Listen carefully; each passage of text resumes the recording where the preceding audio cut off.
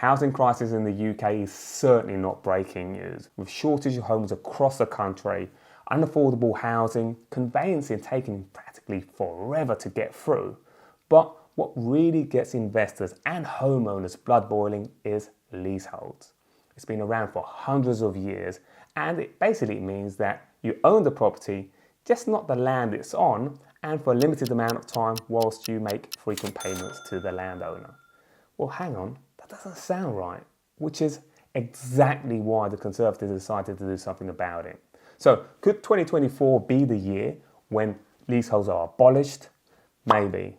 In this video, I want to share with you what leaseholds are, why people don't like them, what's being proposed to do something about them, and make sure you stay to the end because I'm going to tell you exactly what to do if you own one or thinking about buying a leasehold. Stay tuned. As of April 2024, the Leasehold and the Freehold Reform Bill has entered into the committee stage with the House of Lords, with only 2 stages left until it enters the bill with the royal assent. So this is not a matter of is it going to happen, it's when it's going to happen.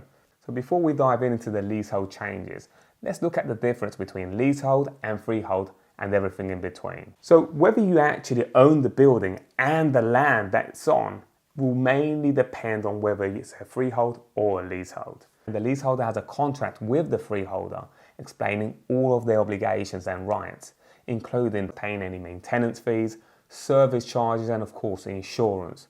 Also to pay any ground rent, which is very common, but also whether you need any permission to make any major work. So the leaseholder will need to ask permission from the freehold. And of course there is restrictions such as not owning any pets or subletting the property.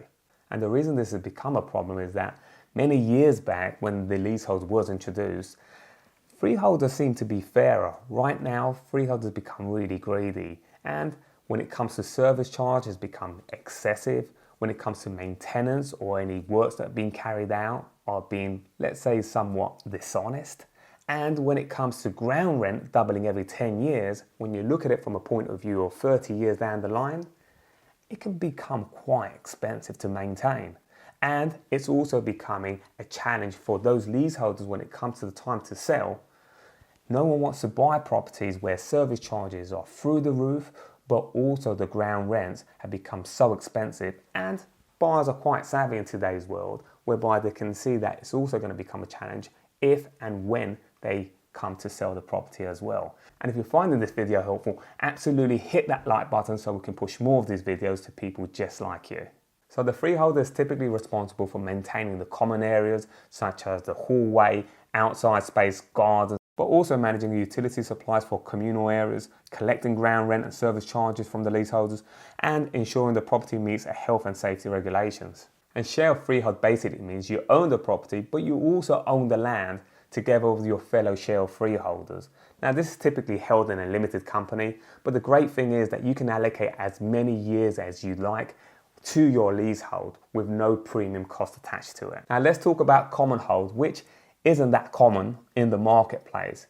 Now this is a legal structure whereby you actually own the freehold of the property, the flat or the house, and together you also own the common part of the building or the land as well, with other unit owners through a common hold association. So you have the say in the management and share the cost proportionally. I always share my interpretation of information in this video, but I'd love to hear from you.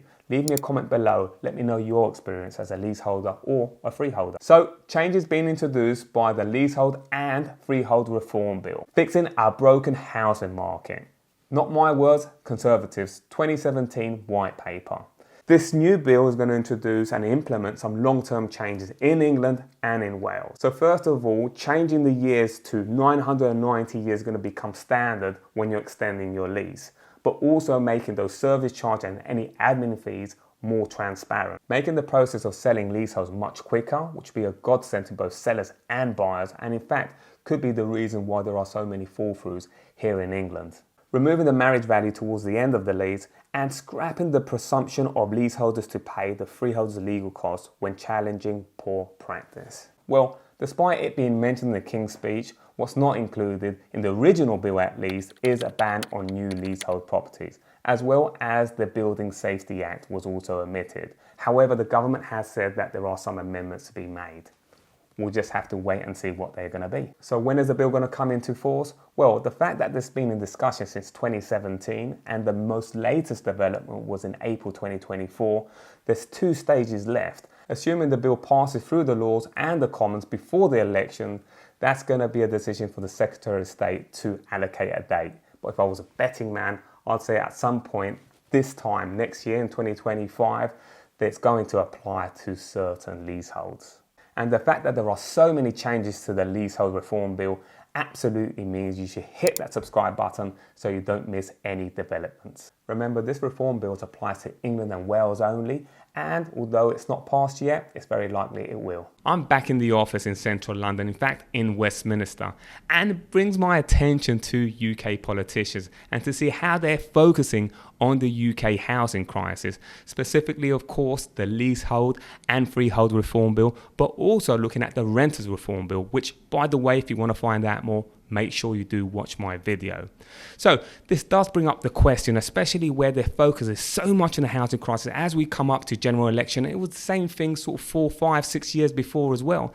And it makes you think, is this a genuine effort to fix the housing market, or is this really a tactic to win vote? So the Conservatives' leasehold reform has been criticised a lot, especially by Shelter, saying that it has its limitations and has fallen, of course, short of its original bill.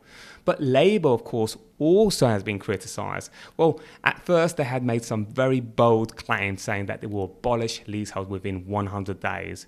Later, of course, they went back on that, saying, well, actually, it's a little bit more complex and will take them a little bit more time. As politicians maneuver to get more popularity, the real test is going to be how these reforms are really going to have any impact, if any, on the housing crisis. So if you're planning to extend your leasehold now or very soon, my recommendation is to hold out, because it's very possible that in the next couple of years, you'll be able to extend that for 990 years, do it cheaper and potentially even quicker.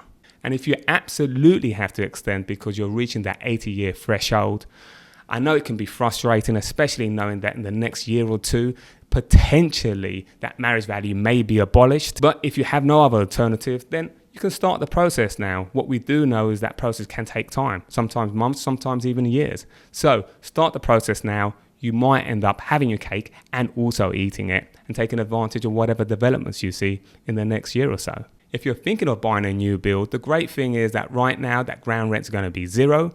But also what I'm seeing increasingly in new builds, especially up north, is there are longer leaseholds, looking at 250 years and sometimes even 900 years. So you're going to be able to benefit from that. And when the consumer's protection kick in, you're just going to benefit from that, whether that's going to be a year or 2 years down the line. If you're buying an existing leasehold, best thing you can do is have your solicitor do their due diligence. Make sure the numbers make sense to you. Specifically, make sure you look at what the rent increases are going to look like. And then, of course, if the reforms do develop into something, then you have something to perhaps look forward to. But make sure that the numbers work for you now. Anything in addition is just going to be the icing on the cake in a few years. Things can change very quickly, not only in the property market, but also with politicians. So make sure you stay tuned to find out any further development.